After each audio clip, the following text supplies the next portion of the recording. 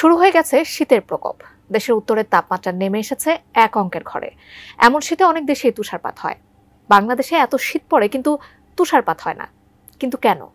সেই সঙ্গে এই প্রশ্ন জাগা স্বাভাবিক, বাংলাদেশে কি তুষারপাত বা বরফ পড়া সম্ভব?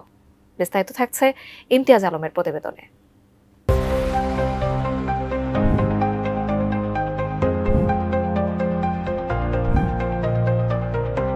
বাংলাদেশে কেন তুষারপাত হয় না এমন জিজ্ঞাসা অনেকের মনেই।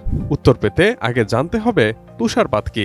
পানিচক্রের কারণে সূর্যের তাপে সাগর, নদী, খাল-বিল বা পুকুরের পানি বাষ্পীভূত হয়ে উপরে উঠে যায়। সাধারণত যেসব বস্তু তুলনামূলক হালকা তা উপরের দিকে উঠতে চায়। জলীয় বাষ্প বাতাসের চেয়ে হালকা, তাই এটি সহজেই উপরে উঠে যায়। ভূপৃষ্ঠ থেকে যত উপরের দিকে যাবেন তাপমাত্রাও তত কমতে থাকবে। ভূপৃষ্ঠ থেকে 11 কিলোমিটার উপরে যাওয়ার পর বাতাসে জলীয় বাষ্পের ধারণ ক্ষমতা কমে যায়। এই অঞ্চলটিকে বলে ট্রপোস্ফিয়ার। এটি বায়ুমণ্ডলের একটি স্তর।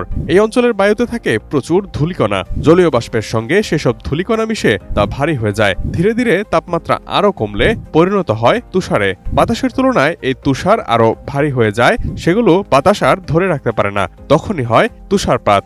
কোয়ালিটি সম্পন্ন আন্তর্জাতিক মানের CMT 500W CSRM, committed for better still।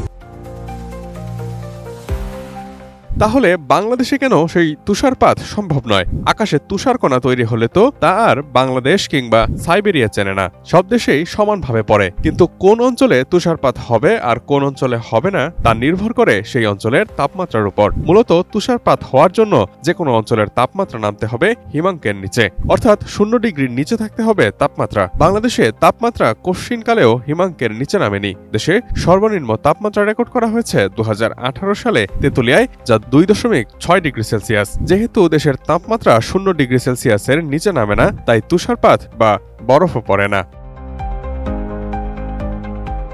শীতপ্রধান অঞ্চলে যেমন সাইবেরিয়াতে তুষারকণা বরফ আকারেই থাকে, কিন্তু বাংলাদেশের স্বাভাবিক তাপমাত্রা যেহেতু 20 ডিগ্রির উপরে, তাই তুষারকণা গলে পানিতে পরিণত হয়। ফলে তুষারপাতের পরিবর্তে বাংলাদেশে হয় বৃষ্টি। মূলত তুষারকণা ও বৃষ্টিকণা একই, কোনোটা বরফ আকারে পড়ে আর কোনোটা পড়ে পানি হিসেবে। বাংলাদেশে তুষারপাত না হলেও ধূলিকণা মিশ্রিত জলীয় বাষ্প শিলাবৃষ্টি হয়ে ঝরে পড়ে মাঝে মধ্যেই। বাংলাদেশ বিষুবরেখার কাছাকাছি অবস্থিত, যা পৃথিবীর উষ্ণতম অঞ্চলের মধ্যে পড়ে। আবার বাংলাদেশ সমুদ্র পৃষ্ঠ থেকে খুব কম উচ্চতায় অবস্থিত। তুষারপাত সাধারণত 2000 মিটারের বেশি উচ্চতায় ঘটে, যেখানে বাংলাদেশের সর্বোচ্চ উচ্চতা 1200 মিটার। আরেকটি অন্যতম কারণ হল হিমালয়ান ব্যারিয়ার।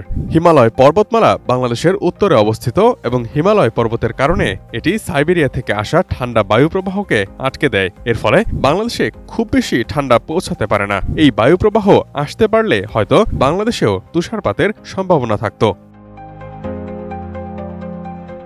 তবে পৃথিবীতে প্রায় 26 লাখ বছর আগে ছিল বরফ যুগ। তখন সম্পূর্ণ পৃথিবী নিমজ্জিত ছিল বরফের নিচে। একই সাথে বিজ্ঞানীরা মনে করেন প্রাকৃতিক চক্র অনুযায়ী বরফ যুগ ফিরে আসার কথা, তবে এটি হতে লক্ষ লক্ষ বছর সময় লাগতে পারে। গবেষকদের মতে 2030 সাল নাগাদ পঞ্চগড়ের দিকে তুষারপাত হলেও হতে পারে, তবে তা সাইবেরিয়ার মতো ভারী তুষারপাত কখনোই হবে না। যদিও বাংলাদেশে তুষারপাতের সম্ভাবনা এখনো খুবই ক্ষীণ।